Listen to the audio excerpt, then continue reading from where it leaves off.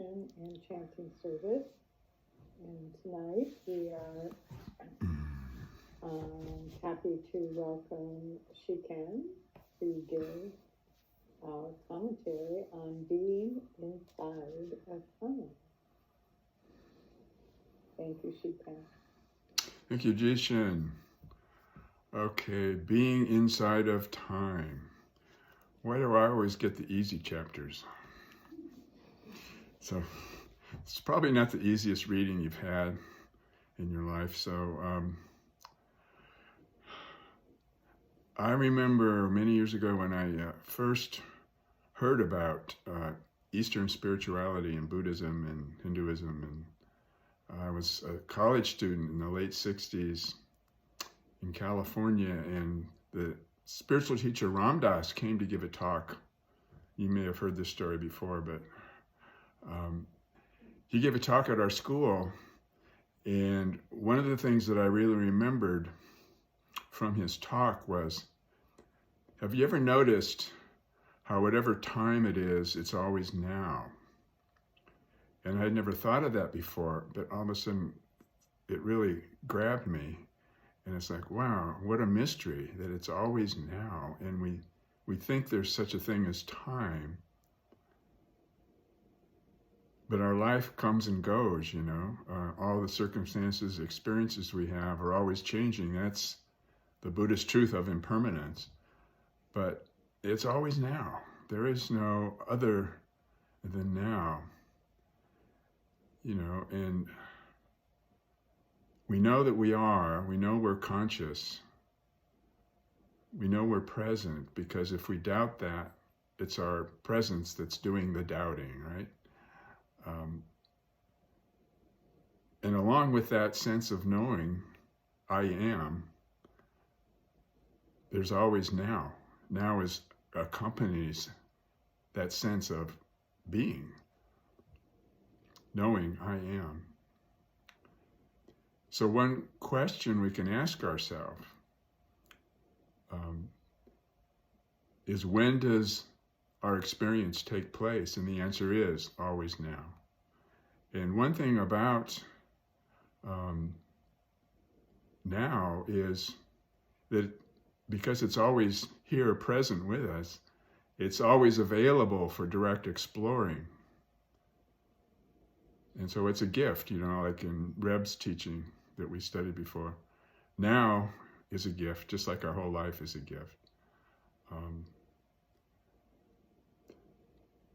So how many nows have you experienced today? Is it many nows? And if so, how long does each now last? Like, say, the now when you were eating breakfast this morning. When did that now begin, or when did it end? I mean, the circumstances and the experiences of your eating breakfast come and go, but now doesn't come and go with what's going on. So you get up and you leave, it's still now. So was the now this morning eating breakfast different from the now that is present with us here and now? If so, what is the difference? When did the now this morning end, and when did the now right here begin? And if there really isn't any difference, doesn't that mean that now isn't confined in time? It can't be located in time. Therefore, it has no limits. It has no duration in time. So this now is the only now there ever is, or ever has been, or ever will be. You know, and one of the main, I think, teachings in Buddhism that really helps us relieve our suffering is recognizing the shared being we share with all beings. So this ever-presence that is now,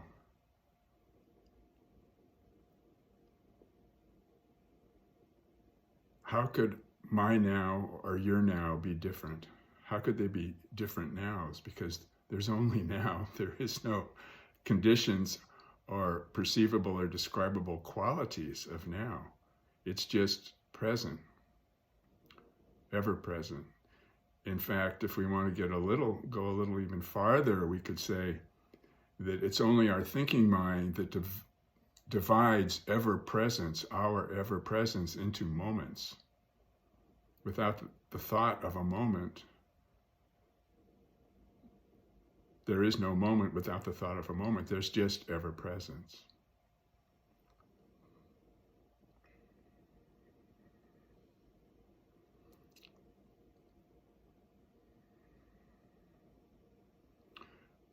So therefore, now has no limits, no borders. It doesn't start and stop. It's never been in the past or the future. And it's not moving along a line of time. Now doesn't transition through things, through circumstances or experiences. Experiences and circumstances transition through now. It always remains the same. Now is always the same.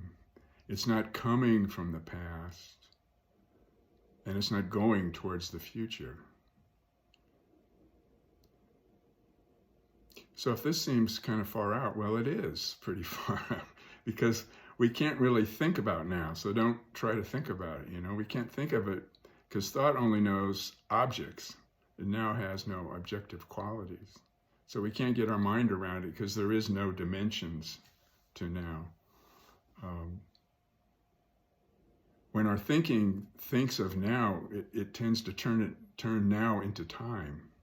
To think about something, we have to label it, When we think of things, because of that truth of impermanence, of how everything is changing so fast, when we think of things, they're already past, so we can't really label the now, because the now is what's present through all of our life. It's the one non-thing that is present every moment of our life. And actually, many teachers will say that it's our incessant labeling of the past and future is what actually creates past and future. But we've never been in the past. All memories of the past, all anticipations of the future are present experience. Expressions of present experience. So Thich Nhat Hanh had some short sayings here that I think are relevant. He said, reality as it is called suchness. Suchness means it is like that. You cannot describe it in terms of thoughts, especially thoughts of birth and death, being and non-being, coming and going. No word, no idea, no thought can describe reality. The reality of a table, the reality of a flower, the reality of a house, the reality of a living being.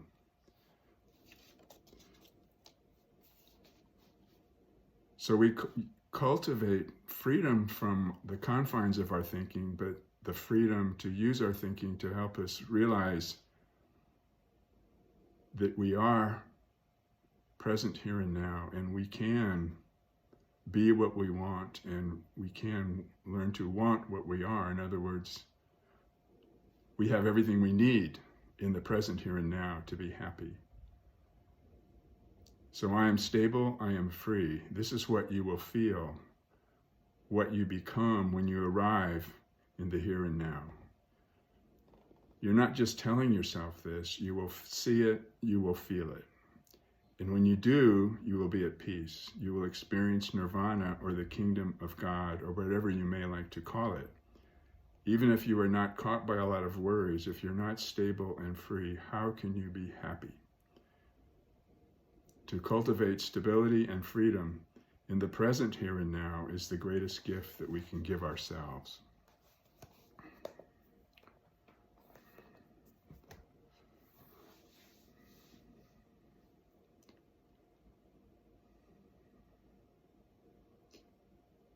So the very last sentence in Catherine's chapter here, she says, to be in timelessness is to be no place. So she's sort of bringing in the here of the here and the now in the last sentence there. And I think to be in timelessness is to be in no place. You could say is kind of is one way of expressing the intersection of here and now. So what she means is that here is not a place in space. One teacher I've studied says, if you stand up and try to take a step towards yourself, not your body, but towards your awareness, towards your consciousness, you don't get any closer to yourself by taking a step forward. You don't get any farther away from yourself by taking a step backward. And so boundless space is boundless, but it's just dimensionless. There's just here, no matter where we are, and there's just now, no matter what time we imagine there is.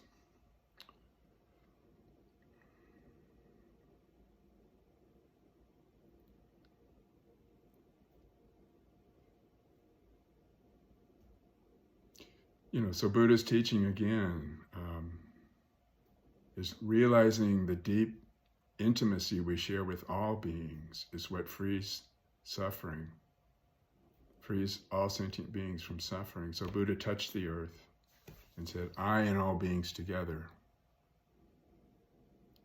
attain the way.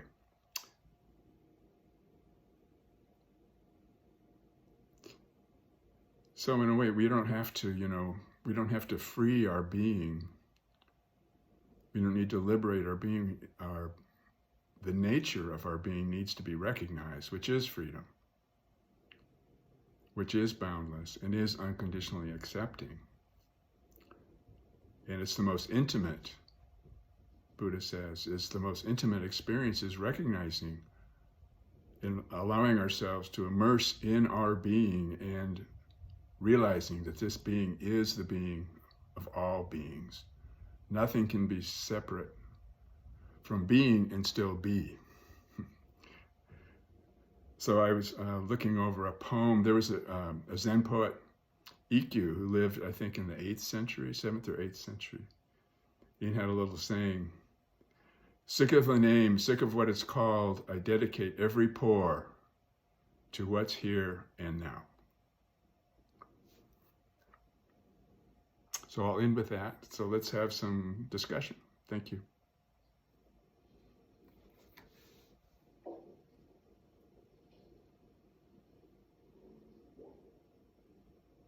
I guess I'll jump in for a change.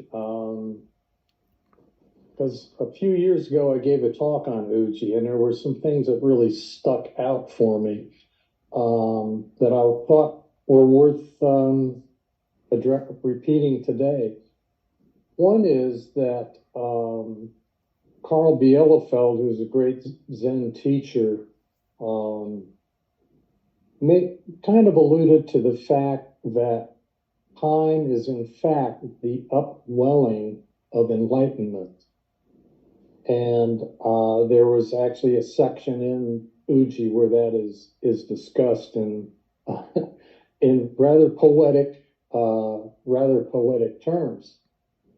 I want to give you just a brief section. This is a quote from Uji.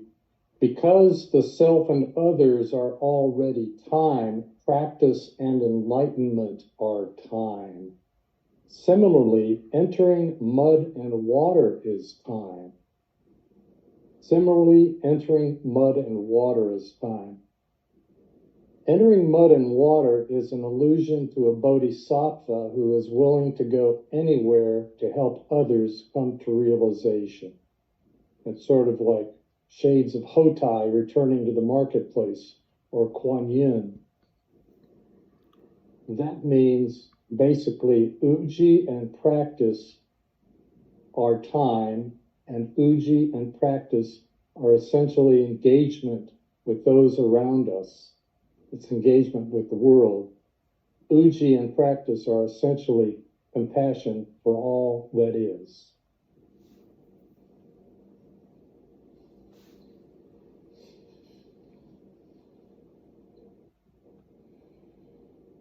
Hope you can all get your heads around that one too.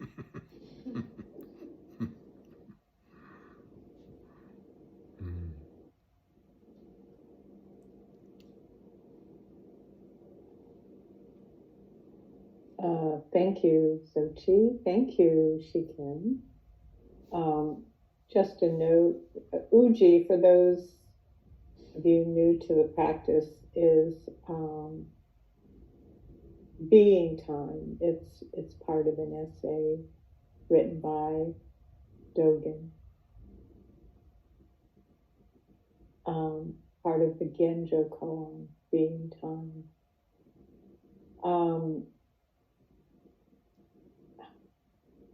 When I read this chapter, I guess I appreciated how Catherine pulled out some pertinent sections from the Genjo koan, which is one of my favorites.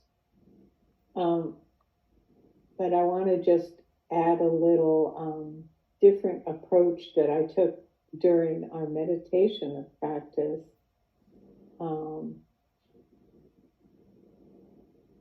In the chapter, it said, at just this moment, we are not having an experience. We are the experience. Being time, as Shiken said, means inhabiting time.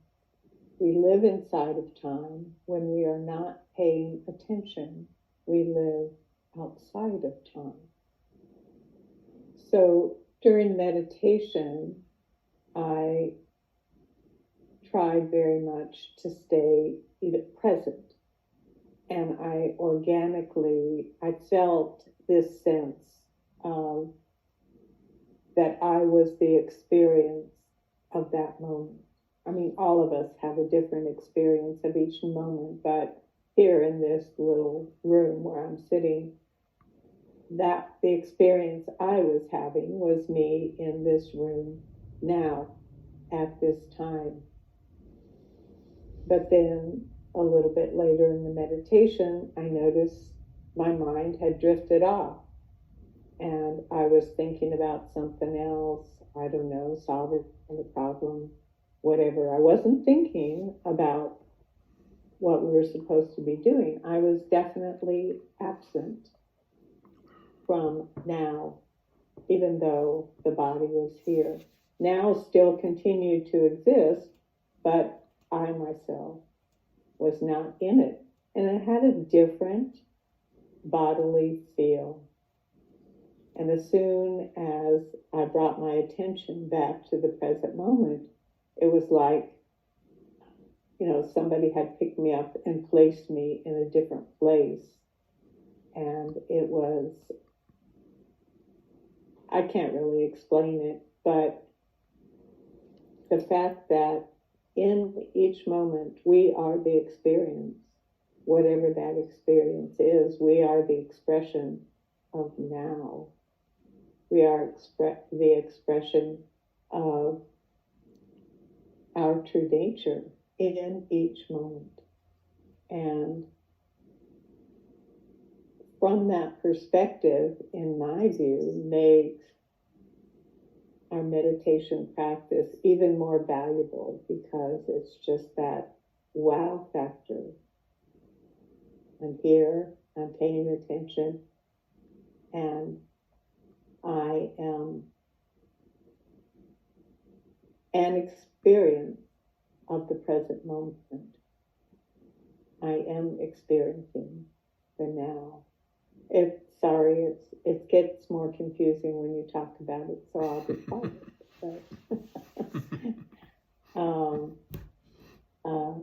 Yeah, there's a lot here, and perhaps one day we'll study Genjo koan as a group.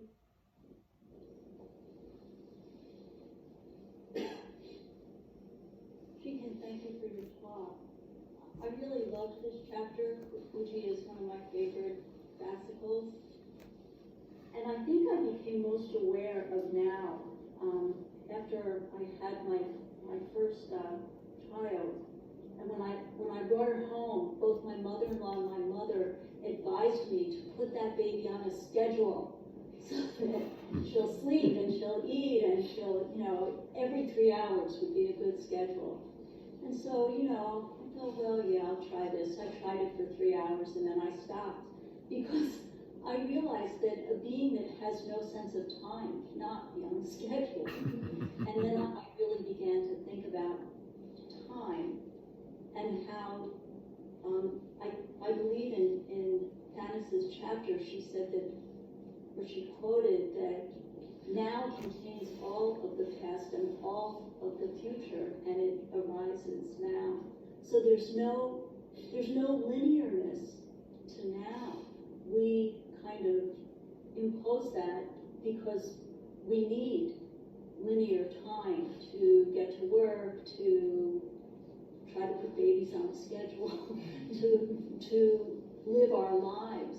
But the linearness of time is very artificial. And the arrival of now, that present moment, arises for every creation in the world. And then it's gone, and then it arises. But it's not a linear arising. It contains all of what has arisen. So Dogen didn't really believe in a past, present, and future. He did just posit this arrival of now. And like Shikan said, that our very being is the expression, is the form of that emptiness of now. So I really liked this chapter, and I liked what Tanis did with it, how she phrased it, and how she kind of put things into the chapter that for me really made it very rich.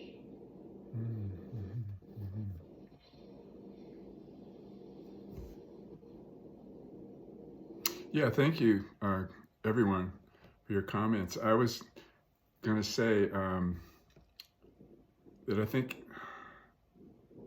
pointing to the changeless, because we talk a lot about impermanence. Everything is always changing. In fact, we can't really identify or grasp things, separate things. Buddha's teaching is that things don't have their own being. Everything arises together and is interconnected. But there is a thingless or an emptiness that is steady, is consistent. And it's important to have an intuitive sense of that, although it's not identifiable or definable or confinable. It's not limited, but its nature is unconditionally accepting. And so it's the key, like the intimacy that we share with all beings. It is that intimacy, and it's also ever present. And it's like the mind can't think about it. The mind can't totally believe it, but we can intuitively feel embraced by it, welcome it, and feel welcomed into it. And that which doesn't change, that's what we are. What we are that never changes, that's what we are without a doubt. So just to ponder that I'm still pondering that, but it's becoming clearer. And it is a key to healing our suffering.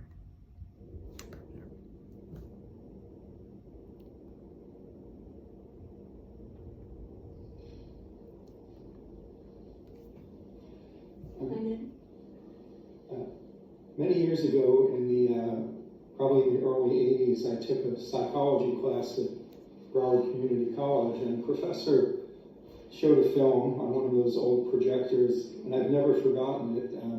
It was about an experiment where they took a group of people and they divided them into three parts, or groups or subgroups. So the first group, they were all hypnotized. They underwent hypnosis.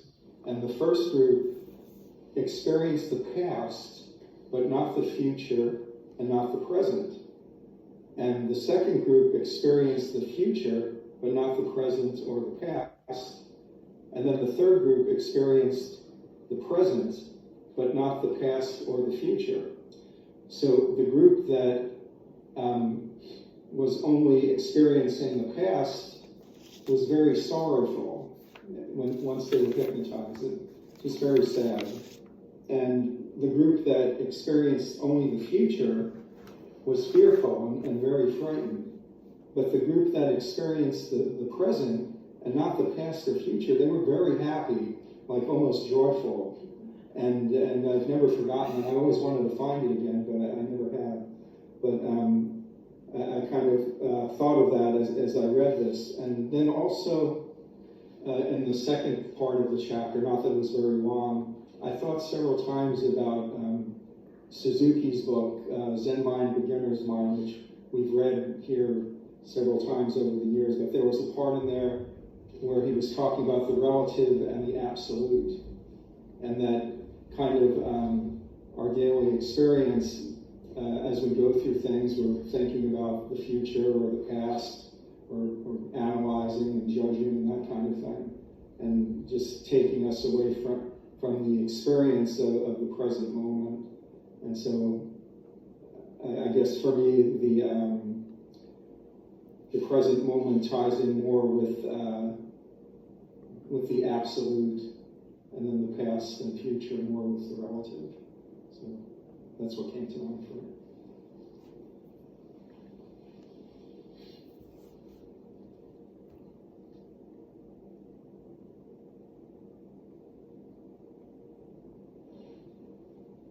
What struck me is when she was talking about the being now or the being in the present, is when I start thinking, particularly when in meditation, when I start thinking, then I separate myself. In fact, I think it was Ram Dass that says thinking separates us not only from now but from others, from self, from everything. So it's when I start thinking about anything really that I move to the past or to the future. I'm not in the present now. And it's by separating myself that I'm not in the now. At least that's what was striking me when she was talking about it. She said the whole universe is in time now. And it just seems, when I start thinking about that I'm somewhere else. I'm not with you all.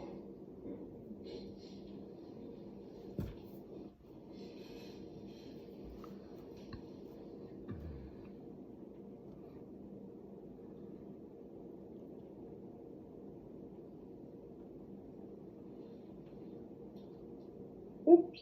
Anyone else on the Zundo wish to offer words, please?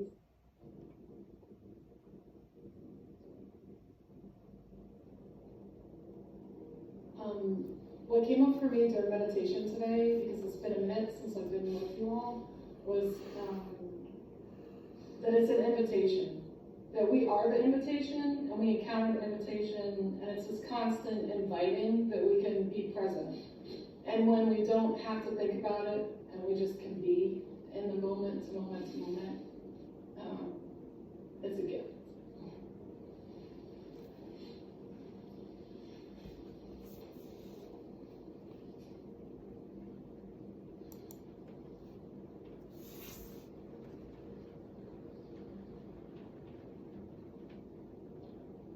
Perhaps it's time for announcements and then for vows.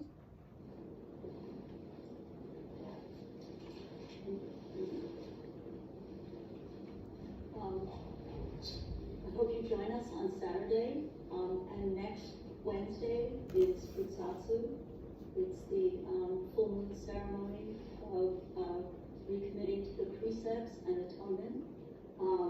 Please remember to bring a can or a box of unexpired food with you for donation to the soup kitchen. We're partnering with the soup kitchen of Boynton Beach as a community outreach to express our view of interdependence. Believe it or not, there are people in Boca Raton who are hungry. Soup Kitchen feeds about 200 homebound people and 500 walk-ins a day, and that's just part of what they do. Last month, there was so much food stuffed into my car because I bring it the next day to the Soup Kitchen that I could barely see out of my back window driving home. So I hope that I'm similarly stuffed with food for the Soup Kitchen next Wednesday.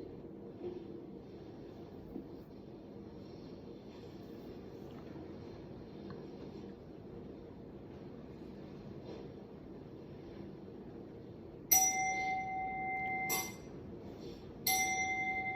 Creations are number